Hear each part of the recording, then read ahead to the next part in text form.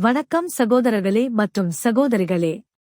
இன்றைய விசேஷமான செய்தியில் நாம் பார்த்துக் கொள்ளப் போவது சிலுவையில் இயேசு கிறிஸ்து சொன்ன 7 கடைசி வார்த்தைகள்.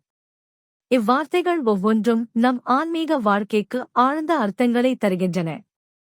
1. பிதாவே, இவர்களை மன்னியுங்கள். லூக்கா 23:34. கருணையின் வார்த்தை. பகைவர்களுக்கே மன்னிப்பு கேட்டார். 2. இன்று நீ என் ராஜ்யத்தில் இருப்பாயு. லூக்கா 23:43. இரட்சிப்பு வார்த்தை. ஒரு மனம் மாறிய திருடனுக்கும் நம்மைப் போலவே இரட்சிப்பு.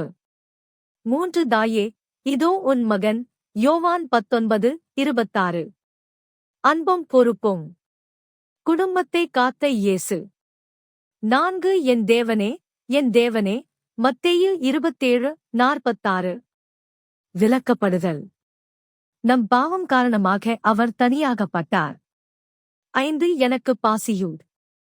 யோவான் 19:28. இயேசுவின் மனிதத்துவம். அவர் நம் பலிகளை உணரக்கூடியவர். 6. நிறைவேறிவிட்டது.